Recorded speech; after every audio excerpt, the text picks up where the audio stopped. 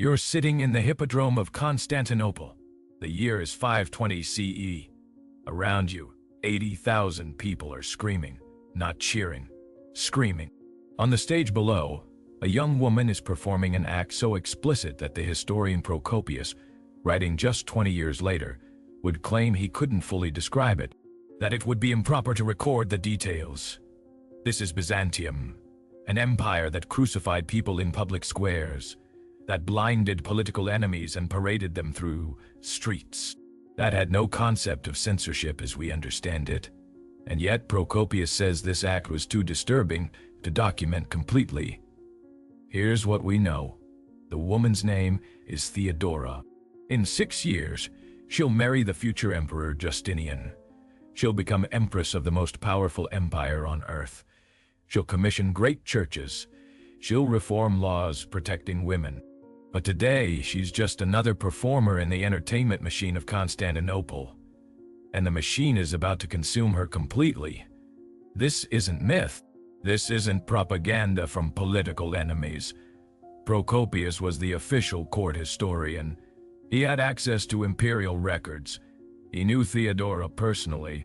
And what he documented about her early life reveals a system of exploitation in the Byzantine Empire that historians are still trying to fully understand. If you believe that the documented records of history's most powerful figures must be remembered, consider liking this video and subscribing. Your support unearths more accounts from the darkest corners of the human story. Let me show you what Theodora endured before she became empress. Act 1.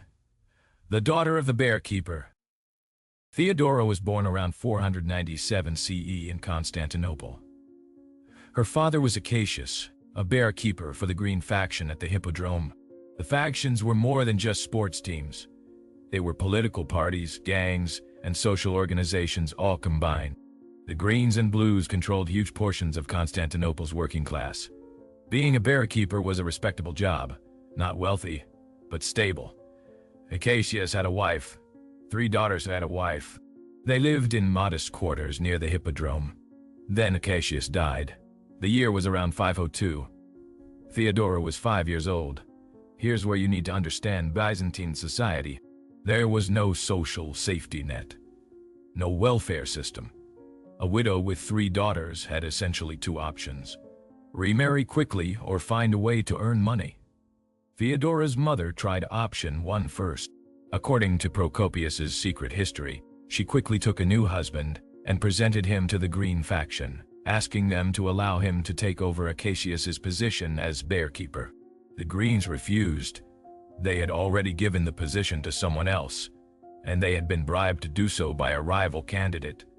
Theodora's mother was left with 3 daughters and no income, so she turned to option 2.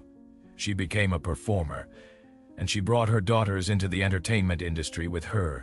Now, when I say entertainment industry, you need to understand what that meant in 6th century Byzantium. It was a spectrum. On one end, legitimate theatrical performances, music, dance, comedy. These were respectable, though still considered lower-class professions. On the other end, acts that blurred into prostitution, and the dividing line was often very thin. Theodora's older sister, Comito, was beautiful. She became a successful dancer and actress, theatrical but still within the bounds of what could be called performance. Theodora was put on stage even younger. Procopius records that she started as a child assistant in Comito's acts. She would carry props, help with costume changes. The audience got used to seeing her. By the time she was in her early teens, Theodora had developed her own act. And this is where the historical record becomes truly disturbing. Act 2. The amphitheater acts. Procopius describes Theodora's performances in the secret history. He says she would appear on stage wearing almost nothing, that she would perform acts with male performers that were explicitly sexual, that she became known for a specific routine involving geese. I'm going to read you what Procopius actually wrote. It's graphic, but it's important you understand this is from the official court historian, not a tabloid. He writes that Theodora would scatter grain across her body and allow geese to peck it off her naked form, that she would incorporate the birds into acts that were designed to simulate sex. He also records that she performed in banquets for wealthy men, that she would entertain at private parties where she was expected to provide more than just theatrical performance. She was, by all historical accounts, a sex worker. But here's what makes this especially sinister. She wasn't doing this by choice in any meaningful sense. Theodora was a teenager, maybe 15, 16 years old at most. Her mother had pushed her into this industry because they needed money to survive. The system was designed to funnel women from the lower classes into sexual exploitation. And it was legal, normal, expected. Byzantine society had categories for this rite. Women who performed in theaters were called Senecae. It was understood that they also worked as prostitutes. The law even had specific regulations about them. Under Roman law going back centuries, actresses could not legally marry senators or high-ranking officials. The assumption was that all actresses were also prostitutes, and prostitutes were legally considered infamous persons without full legal rights. Theodora was trapped in a system that had been perfecting the exploitation of women for half a millennium. Think about what this does psychologically. You're a teenage girl. You perform sexual acts in front of thousands of people. You're hired for private parties where wealthy men expect you to sleep with them. You have no legal protection, no recourse, no way out.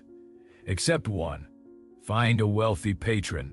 According to Procopius, Theodora became the mistress of an official named Hesibolus.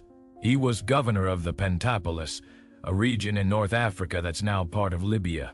Theodora saw this as her escape. She left Constantinople with him around 520. She was maybe 23 years old.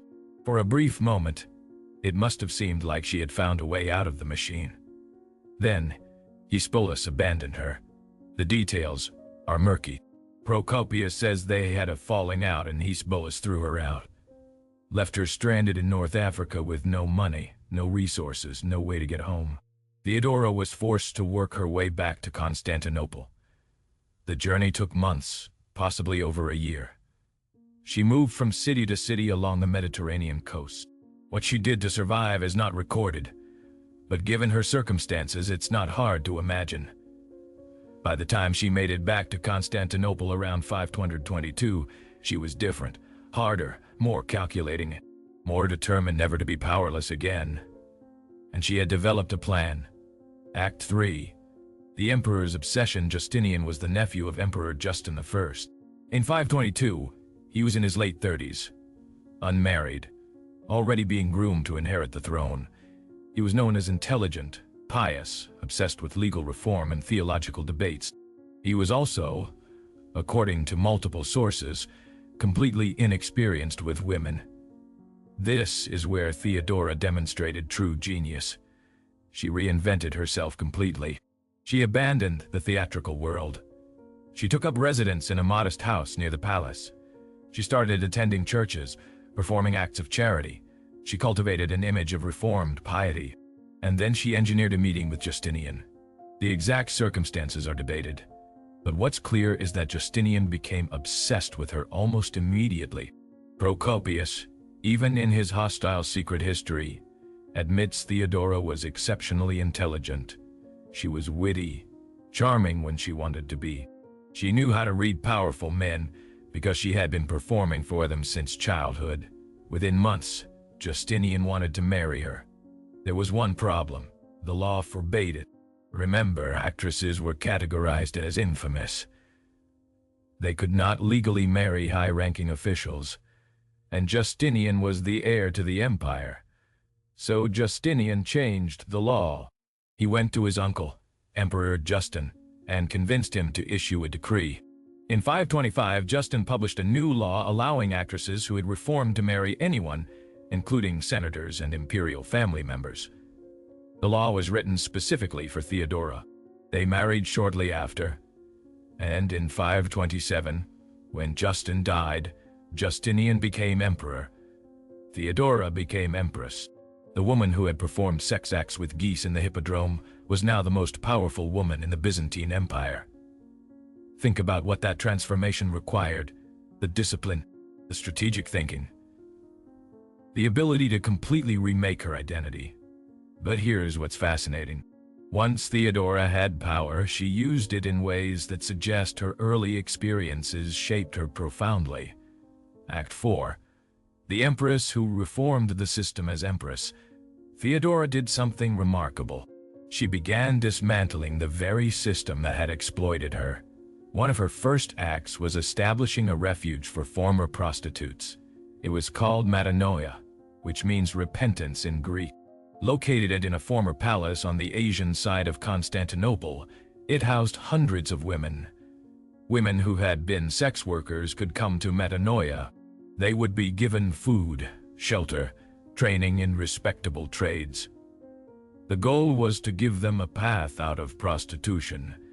This was revolutionary for the 6th century. Theodora also pushed Justinian to reform laws protecting women. New legislation was passed, giving women more rights in divorce. Mothers were given greater custody rights over children. Rape was punished more severely. The legal scholar who helped draft these laws, Tribonian, worked directly with Theodora. She also confronted sex trafficking directly. Byzantine sources record that Theodora learned of brothel owners who would buy young girls from poor families, enslave them, and force them into prostitution. She had these men arrested, their property seized. The girls were freed and given dowries so they could marry. It's estimated she freed over 500 young women this way. Procopius, hostile as he is, can't deny these actions.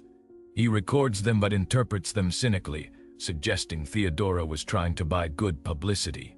Maybe a woman who had been exploited by a system understood exactly how it worked and was determined to break it. But here's what complicates the narrative. Theodora was also ruthless in protecting her power. She established a network of spies and informants. She had political enemies arrested, tortured, disappeared. When a general named John the Cappadocian threatened her influence over Justinian, she orchestrated a plot that resulted in his arrest and mutilation. His tongue was cut out, standard Byzantine punishment for treason. She attended the councils of the church and influenced theological debates. She protected Monophysite Christians even when Justinian wanted to persecute them. She wielded imperial power as absolutely as any emperor. And she never, ever forgot what it was like to be powerless. There's a famous mosaic in Ravenna, Italy. It shows Theodora in full imperial regalia. Purple robes, crown, surrounded by attendants. She looks directly at the viewer. Her expression is calm, regal, absolutely confident. It was commissioned in 547, the year she died. She was maybe 50 years old. The mosaic is in the Basilica of San Vitale.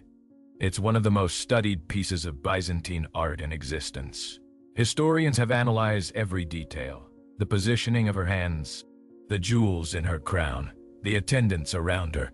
But what strikes most people is her eyes. They're unflinching.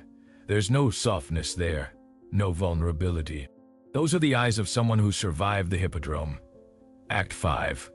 The question history can't answer. Theodora died in 548, probably from cancer. Justinian was devastated. Sources record that he mourned her intensely. He never remarried. For the remaining 17 years of his life, he kept her memory central to his rule. The legal reforms they enacted together remained in place. The Corpus Juris Civilis, Justinian's great codification of Roman law, includes provisions protecting women that almost certainly came from Theodora's influence. Those laws shaped European legal systems for over 1,000 years. So who was Theodora, really? Was she the depraved performer that Procopius describes in The Secret History? Was she the reforming empress who freed sex slaves and protected women's rights? Was she the ruthless political operator who destroyed enemies without mercy? The answer is all of the above. Human beings contain multitudes, especially humans who have survived trauma and exploitation. What's clear is that Theodora understood power in a way few people in history have. She knew what it was like to have none, to be completely at the mercy of systems designed to exploit her, to perform degrading acts because the alternative was starvation. And once she obtained power, she never let it go. She used it to protect other women.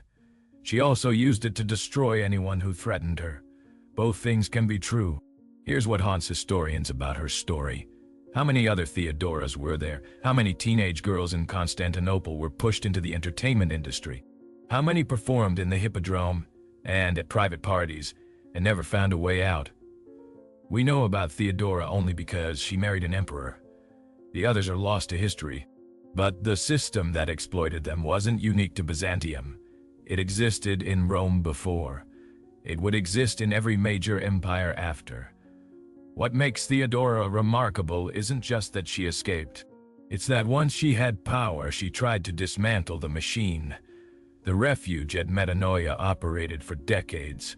Hundreds of women passed through. It was eventually closed by a later emperor who thought it was too expensive to maintain. But while it existed, it represented something revolutionary. A woman who had been at the bottom of society, who had been used and discarded, using imperial power to save others from the same fate. That's worth remembering. Procopius's secret history was lost for centuries. It was only rediscovered in the Vatican Library in the 17th century.